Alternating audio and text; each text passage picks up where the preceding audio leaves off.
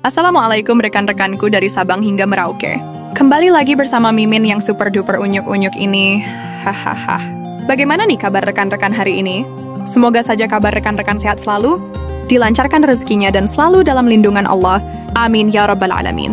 Kali ini Mimin menyajikan sebuah kajian yang luar biasa dari pakar hukum profesional, yaitu Bung Reflay Harun, di mana beliau memaparkan secara akademik mengenai kondisi Indonesia saat ini dengan nalar tajamnya. Yuk simak kajian nalar sehat ini dengan segelas susu hangat atau kopi hangat dan camilan, rebus kesukaan rekan-rekan, supaya mampu mencerna setiap nalar demi nalar yang dipaparkan oleh Bung Reflay Harun. Langsung saja, let's go.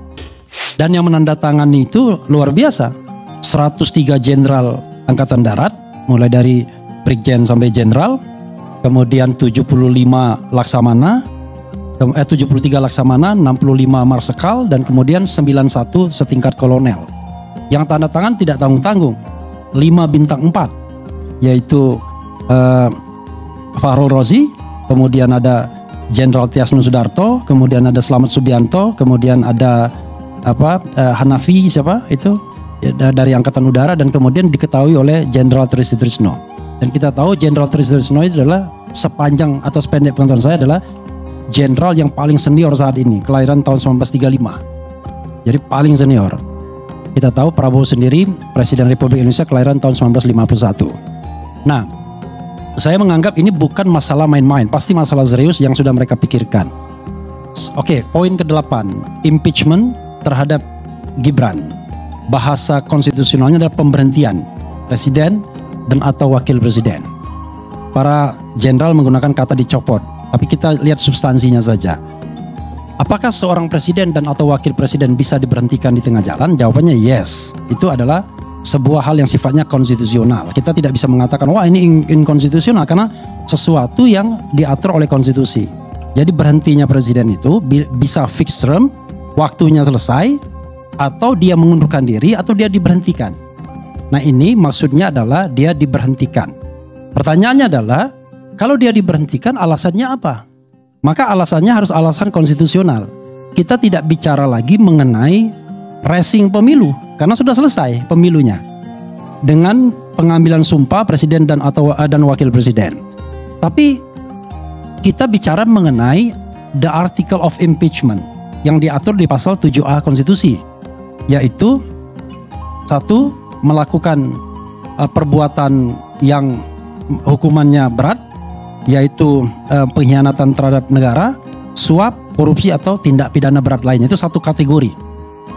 Kategori kedua adalah melakukan perbuatan tercela seperti judi, mabuk-mabukan, kemudian zina, narkoba dan lain-lain. Karena itu hanya contoh saja di Undang-Undang 7 2017. Yang ketiga adalah tidak lagi memenuhi syarat.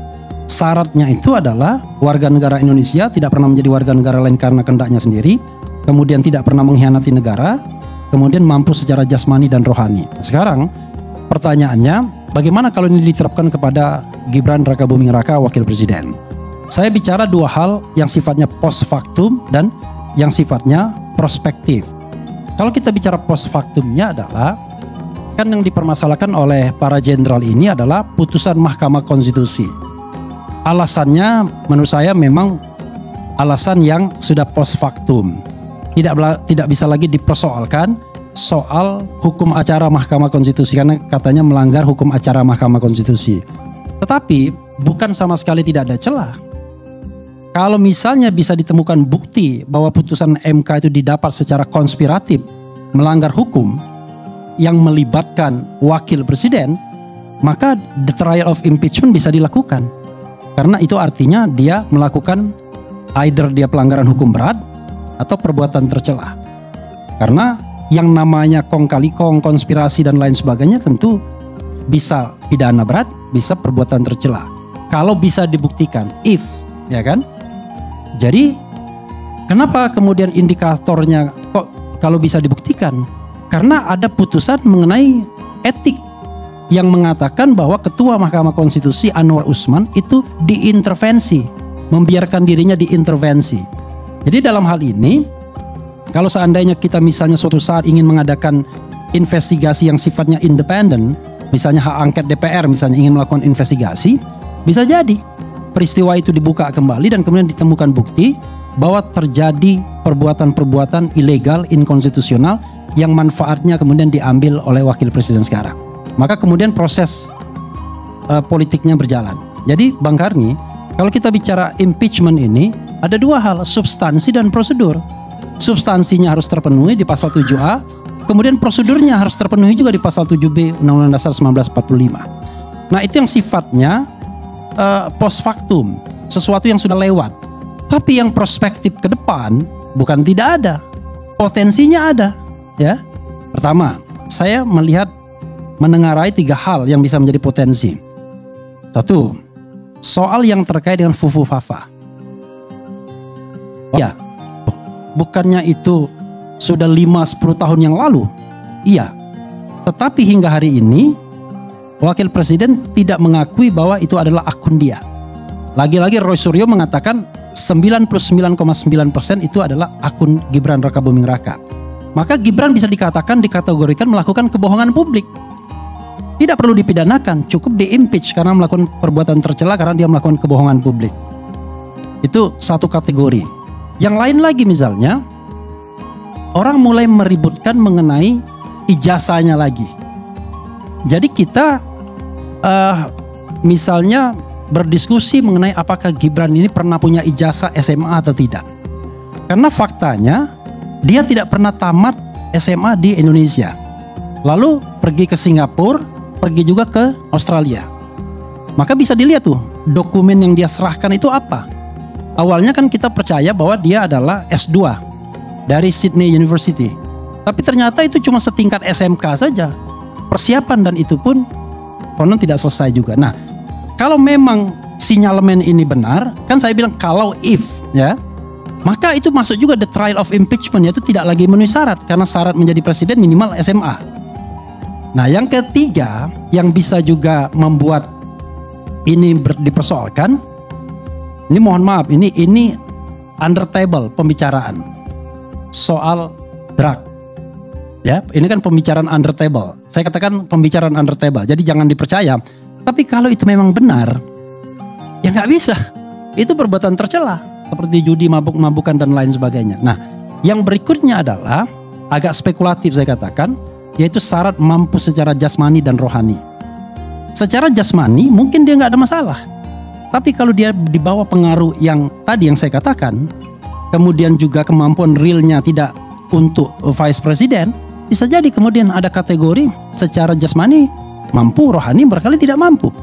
Makanya jangan heran ada pengamat yang mengatakan Prabowo mulai menyingkirkan Gibran, dan Gibran tidak banyak dilibatkan dalam pengambilan keputusan negara.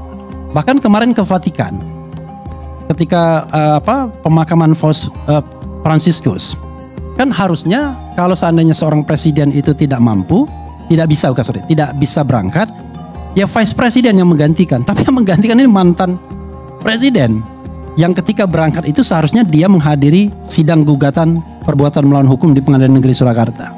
Jadi hal-hal seperti ini, baik itu post factum maupun sifatnya prospektif, maka saya katakan secara substantif masih ada peluang untuk mengimpeach Gibran. Cuman masalahnya adalah apakah prosedurnya, politiknya bisa berjalan atau tidak. Kalau prosedurnya kan 2/3 dari anggota DPR yang sekurang-kurangnya 2/3 setuju. Kemudian dibawa ke Mahkamah Konstitusi 90 hari, Mahkamah Konstitusi mengatakan iya.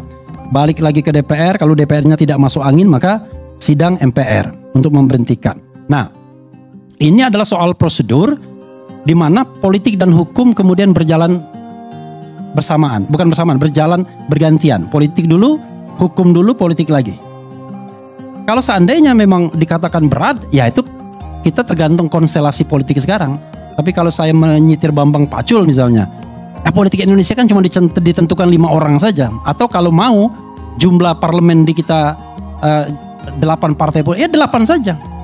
1 Megawati Soekarno Putri, 2 sesuai dengan urutan pemilu ya, Bahlil, 3 Prabowo Subianto, kemudian 4 Surya Paloh, 5 Muhaimin Iskandar, kemudian barangkali kalau PKS bukan presiden PKS-nya tapi barangkali Habib ya kan, kemudian yang ke-7 Zulkifli Hasan, ke-8 mungkin bukan AHY tapi SBY, kan itu saja sesungguhnya. Dan peran Prabowo Subianto tidak hanya sebagai Presiden Republik Indonesia, tetapi salah satu partai di parlemen, bahkan bisa dibilang pemimpin koalisi, juga sangat signifikan. Masalahnya adalah apakah ada keinginan Prabowo untuk menggantikan Gibran, karena ibarat ban serep, ya kan, he is not workable. Nggak jalan ini barang, kan kira-kira begitu.